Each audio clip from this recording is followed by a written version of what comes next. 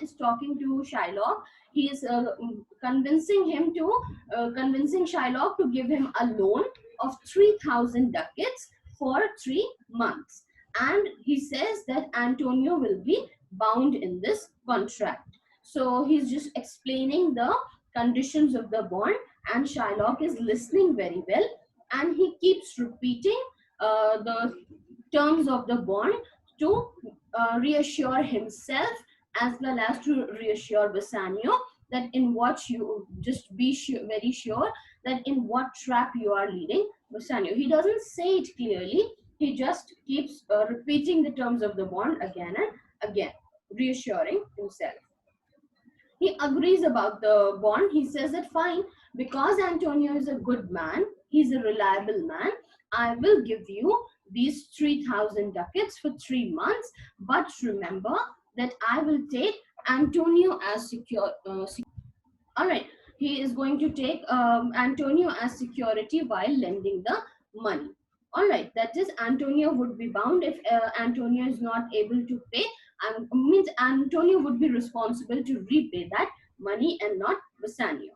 All right, now Shylock says that because he is a good man, therefore his name is sufficient, and his means of paying back my loan are now at risk. That is, I know his ships have all been sent for trade and have not returned yet, and one has been sent to Tripolis, the other to Indus, and I have come to know from the Rialto, that is from the stock exchange, I've come to know that the third one has gone to Mexico, the fourth has gone to England, so, and many more. They are all right now distributed, spread out abroad, all have been sent for trade. That is, his all the business is right now at risk.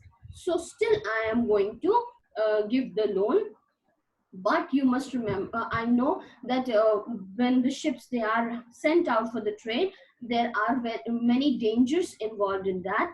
And what are the dangers? There are land rats, there are water rats, then there are water thieves, then there are land thieves, then there are pirates, then you have all the dangers of the land, water and wind.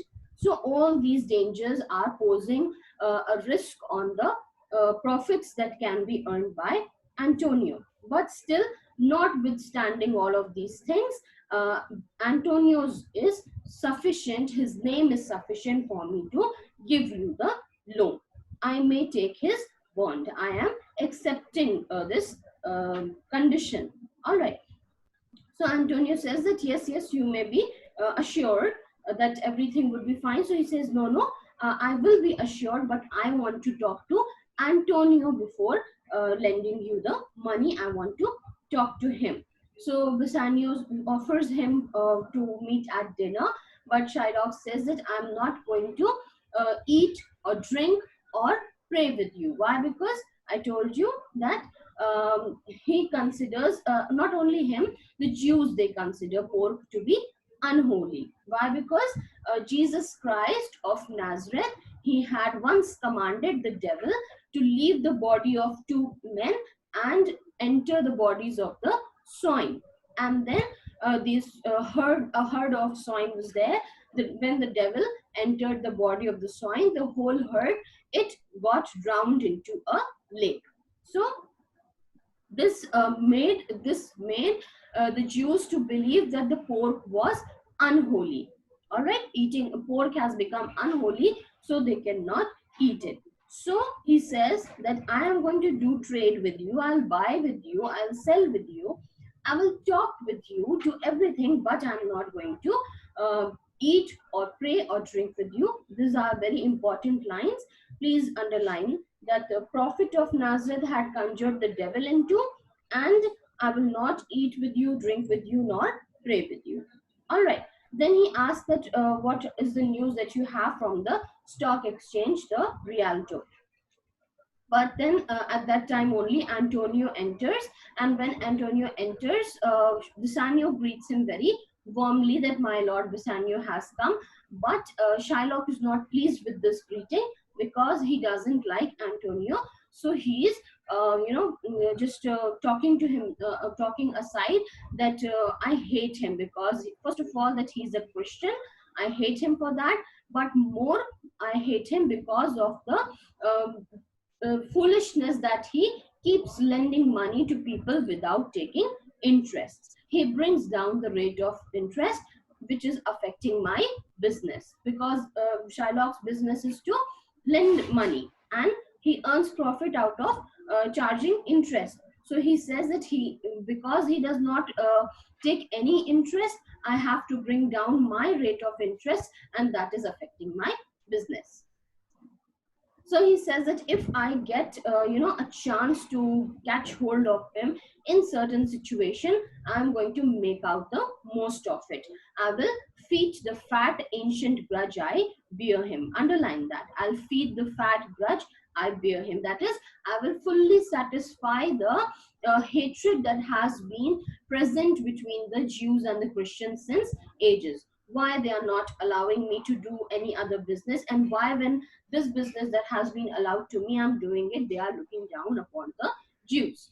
So he says that once I get an opportunity to take benefit of him, I'm going to make the most out of it, and I'm going to satisfy my this hatred, or the hatred that has been coming since ages, the hatred between the Christians and the Jews. So he says that he hates our sacred nation. Sacred nation refers to the Jewish race. He says that I know that Antonio hates our race, and he abuses about us when he meets the other men at the Rialto. That is when all the businessmen and other kinds of people, they get together at the stock exchange at the Rialto.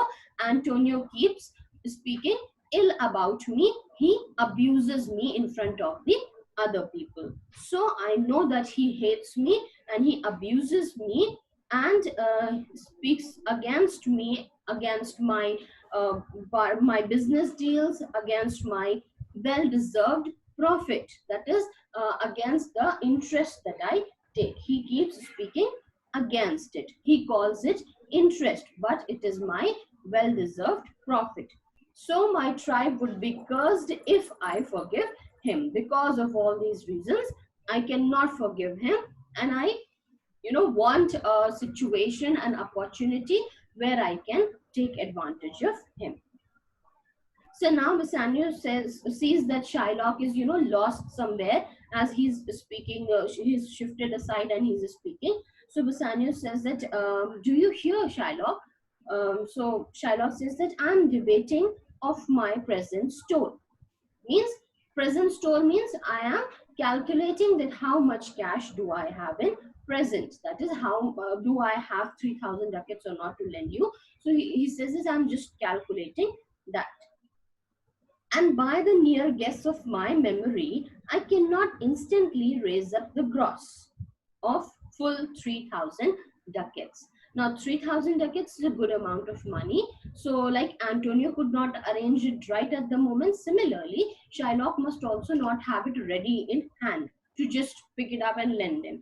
So, he says that as far as I remember, near guess of my memory would mean that as far as I remember, I cannot right at the moment, collect this full sum of 3,000 ducats. What of that, Tubal, a wealthy Hebrew of my tribe, will furnish me? So he says, but you do not worry. There is a man, a wealthy Hebrew of my tribe, that is another Jewish man who's from my tribe. His name is Tubal. He is going to give me the money. He will provide me whatever I lack. But soft, how many months do you desire? Then he says, but wait, how many months do you desire? That is, for how long term you want the money for. Now he moves to Antonio. He addresses Antonio and he says, rest you fair, good Signia. Your worship was the last man of our months. Your worship was the last man in our months would mean that your honorable name has been the subject of our talk. Means we have been talking about you right now. You were the subject of our conversation. All right. So he says that now, right now, I do not have this much amount of money, but I'm going to get something from, get whatever I do not have from my uh, a person from my tribe, that is Tubal, and I'm going to get you. But please remind me for about the term that you were asking me the money for. And then he starts addressing Antonio. The Shylock says that I'm Shylock. sorry, I'm interrupting you here. So, Yes, sir. children, So now Antonio speaks to Shylock that Shylock, albeit I never lend nor borrow by taking nor by giving excess. Yet to supply the ripe wants of my friend, I'll break a custom. So Antonio says to Shylock that although I do not lend or borrow, taking another man's spare money, nor giving my own, but in order to, means I do not indulge in this money lending business, but because there has been an immediate need for money, my friend wants money immediately, so I am breaking a custom over here. I'm breaking my rules, I'm breaking my habit, and then I am borrowing money from you. So I am indulging in this process, but because, just because of the immediate want of my friend. Then he moves to Bassanio and addresses Bassanio and says that is he informed that how much money do you need? Have you already talked about that? That how much money do you need? So Shylock says, I 3,000 ducats. Shylock says that I know, I've been told it is 3,000 ducats that you require, and for 3 months. Antonio says that yes, 3,000 ducats for a term for a term of 3 months. Now Shylock says that I had forgot 3 months. You told me so. Right now Shylock had asked again now that how for the what is the term that you require the money for. So now he recalls it and says, yes, I had forgotten. It was 3 months you had told me. Well then, your bond, and let me see. But hear you, methought you said you neither lend nor borrow upon advantage. Advantage over here would mean interest. So he says that yes, I remember now that you've told me that the term is for 3 months, but where is your bond? Let me see the bond, but listen to my words. It seemed to me that you mentioned that you do not lend or borrow money uh, on interest. That is, you never uh, indulge in money lending business and earn profit out of that. That is, you neither take interest nor you give interest. I do never use it. Antonio says that yes, I never do so. I do not borrow or lend money on interest. When Jacob grazed his uncle Laban's sheep, this Jacob from our holy Abraham was, as his wise mother wrought in his behalf, the third possessor, he was the third. So now Jacob is the elder brother of Esau, and he should have inherited from what his father Isaac had possessed. This is again taking you back to certain references. Isaac had inherited what Abraham, had been a prophet. All right. So Abraham had whatever, he was the founder of the Jewish race, Abraham, and whatever he had possessed was transferred to Isaac. And now whatever Isaac has possessed, Jacob should have earned it. Isaac had two sons, Jacob and Esau. So Jacob should have rightly inherited whatever Isaac had possessed. Fine. And just a second.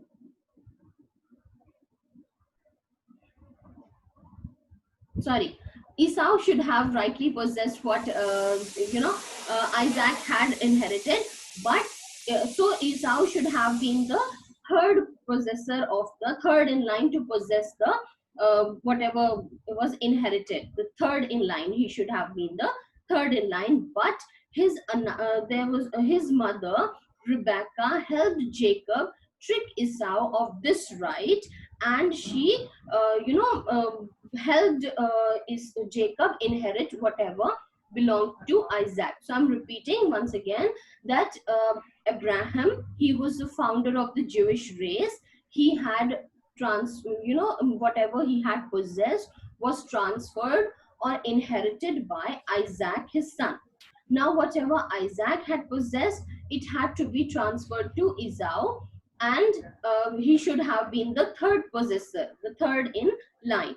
But because his mother Rebecca tricked him and helped Jacob, his younger brother, get all the possession, therefore Shylock is giving reference that she also believed in double dealing. She also believed in getting profit. So he is just justifying his own in taking of interest. He is giving reference to all the great people, that there was holy Abraham, and this Jacob from our holy Abraham, he taking help from his wise mother, he became the third possessor. He tricked Esau, and he became the third possessor in place of Esau. So they also believed in double dealing. So when I am taking interest, when I am getting profit out of these dealings, there is nothing wrong in that. All right. So he says that our prophet Jacob has descended from the holy line of Abraham, and he and his clever mother, they planned and made him the third successor to the family property. And yes, then he recalls, yes, he was the third. So he's just justifying his own interest taking. And what of him? Did he take interest? So Antonio is asking, yes, what about him? You're saying he was the third possessor. What about him? Did he take interest? No, not take interest, not as you would say directly interest. He says not directly the word interest as you say. Not means it was not, you can not interest is a modern word that we are using today, not in the meaning of the word that it is used today, not directly interest. Mark what Jacob did. He says that not exactly interest he took, but please mark what he did. When Laban and himself were compromised, now Laban is the uncle of Jacob, that is brother of Isaac. So he says that when Laban and himself were compromised, that all the inlings uh, which were staked and pied should fall as Jacob's hire. So they had, they had a agreement. He had agreed that all the newborn lambs, inlings is newborn lambs. So inling here refers to newborn lambs. So he had agreed that all the newborn lambs that were stripped or spotted should be Jacob's share as for the payment of services. So now they just had a deal that all the newborn lambs that have spots on them or strips on them, they are going to be Jacob's share as kind of a payment. This was a way to thrive, and he was blessed. And thrift is blessing if men steal not. So he says that this is the way to become rich, and he was blessed in doing so. That is, he became rich. All the profit is a blessing if men do not steal it from others. So he says that we had an agreement. So they had an agreement that they are going to, Laban and Jacob, they had an agreement that whatever he is giving service to them, so now whatever new lambs would be born, and the spotted ones and the stripped ones would be treated as Jacob's share. Jacob is going to earn profit out of this. And he says that any business dealings or any kind of earnings that does not come under stealing, all right, that does not come under stealing, is always a blessing. It should not be considered wrong, it is a blessing. Only what is wrong? Stealing is wrong. You should not steal. Other ways, all the other ways of becoming rich, they are a blessing from God. This was a venture, sir, that Jacob served for. So a thing not in his power to bring to pass, but swayed and fashioned by hand of heaven.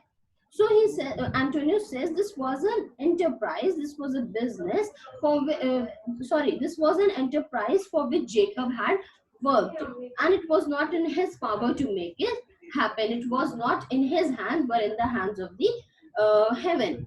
All right, it was swayed of fashion means it was done, it was a whole managed kind of thing by the heaven. Was this inserted to make interest good, or is your gold and silver evs and rams? He says that was it mentioned that in order to justify the charging of interest, or you consider your gold and silver, means he's just kind of asking that how can you relate it to the interest. This is a totally different situation where this is a Jacob says that Shylock says that when Jacob is earning profit out of what? Out of the stripped and spotted sheep in return for grazing his uncle's sheep, he is earning a blessing. He is making a profit. He is getting rich by that. And any property that has been earned apart from stealing is right, is a blessing, it is correct, it cannot be wrong. Only earning money by stealing from others is wrong. It should not be allowed. Rest all the kinds of business dealings, any form of earning a profit is okay, it is fine. All right, could you understand? Yes, ma'am. So now Antonio continues. He says that this is a venture, sir, that Jacob served for, a thing not in his power to bring to pass, but swayed and fashioned by the hand of heaven. So now which of the lambs would be stripped or spotted? This is not in the hands of Jacob. This is enterprise. This is something that has been, this was planned by God. So, was this inserted to make interest good? Why are you telling me about this? This story, this legend that you are telling me, why are you telling me? Are you telling me this episode to, make taking interest seem good? So, actually, this is the purpose of inserting, this was Shakespeare's purpose of inserting the story, this episode in the play, to make interest, taking of interest seem justified, or to justify the taking of the interest. So he asked Antonio, he asked that was this episode introduced to, justify the taking of interest, or is your gold eves and rams? So he says, or do you consider your gold to be lambs and sheep and all that? So Shylock says that I cannot tell, I make it breed it fast, but note me signia. So he says that I cannot tell you that if my money, it keeps increasing as fast as eves and rams, like the as soon as the the speed at which the flock grows, that is from 2 sheep to maybe 4, then to 6, and then so the rate at which eves and rams they grow or their numbers increase, I cannot tell you that if my money also grows in the same interest, that is profit earned by me in terms of money is equal to this profit or not, I cannot tell you, but please do listen to me. Mark you this, Bassanio, the devil can cite scripture for his purpose. So now Antonio is addressing Bassanio and he says that listen to this. The devil can quote from scriptures to justify his purpose. That is, he says, now you can see that here the dislike of Antonio towards Shylock.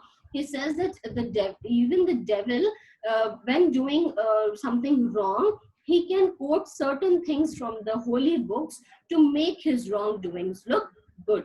So he says that Shylock is quoting from, in a way, he indirectly says that Shylock is, quoting from all the holy books and talking about all the prophets just to justify his own wrongdoings.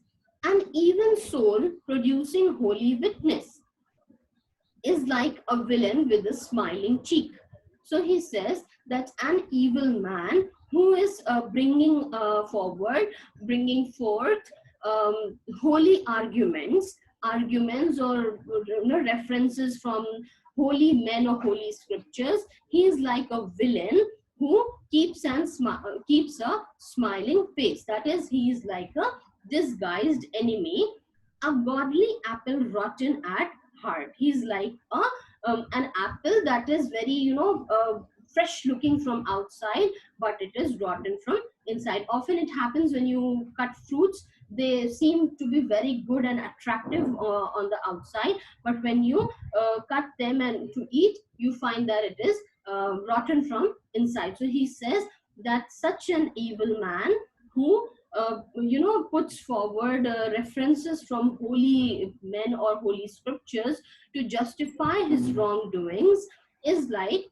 an apple that is very attractive, very fresh from the outside, but it is rotten from the inside. Or he is like the villain that keeps a smiling appearance or a friendly appearance. All right. Or what a goodly outside falsehood had. So he says, oh my God, he's exclaiming that, oh my God, how attractive external appearance does falsehood have. Falsehood keeps such an innocent, attractive external appearance. So Shylock says 3,000 ducats, just a good round sum, 3 months from 12, then let me see the rate. So now Shylock is, just accepting the proposal, and he says that fine, 3,000 ducats. It is a very big sum, and from 12th, that is, he mentions the date. So from 12th, 3 months, I'll start counting. So it will be 3 months from the 12th, and then now let me see the rate. So he is probably taking up his book or something and checking the rate of interest in that. Well, Shylock, shall we be holding you? So Antonio says that, so are you going to oblige us? Are you going to, lend us the money? Are you going to accept our proposal? Signor Antonio, many a time and oft in the Rialto you have rated me. So he said, Shylock says that, Antonio, you have abused me often in the Rialto, in the Venice Stock Exchange. You have rated me means you have abused me, you have scolded me about my monies. Ma'am, sorry, I'm interrupting you. Yes, sir. But children, this speech of Shylock is very important because in this speech he tells so many points which are against Antonio, due to which he is angry with Antonio. The reason of his anger against Antonio is revealed in this speech. So while ma'am is explaining, be very careful with it. Another thing, on joining, there were 64 students. Now there are just 48. Remember those who have left, I will mark. All right. So Shylock says that, Sir Antonio, you many a times it happens that you abuse me, you mock me at the Venetian Stock Exchange. You scold me about my monies, about my nuances. Still have I borne it with patient shrug. So he says that you have often scolded me about my money and my money lending practice, my money lending business. But I do not take it to heart. I often deal with it patiently, and I just shrug it off. Shrug it off means just, okay, fine, leave it behind. Fine. I do not, I deal with it patiently. I do not, you know, just keep it in my heart or bear grudge against you. Fine. For patient, now he says, for sufferance is the batch of all our tribe. means sufferance over here is patience. He says that patience is the badge of our race. Our tribe here would mean the Jewish race. So he says always write J with J in capital whenever you are writing Jew or Jewish. So tribe over here is Jewish race. So he says that patience is the badge, or the, you can say, the basic principle of our Jewish race. So I do not react to your abuses or to your scoldings. I bear them with patience and do not pay much attention to them. I just shrug it off. You call me misbeliever, cutthroat dog, and spit upon my Jewish gabardine. So now gabardine is his robe that Shylock wears. So he says that you call me a non-believer, all right, and then you call me a merciless dog. Cutthroat dog would mean a merciless dog, a dog that won't show any mercy. And you spit upon my Jewish robe that he wears, and for all use of that which is mine own.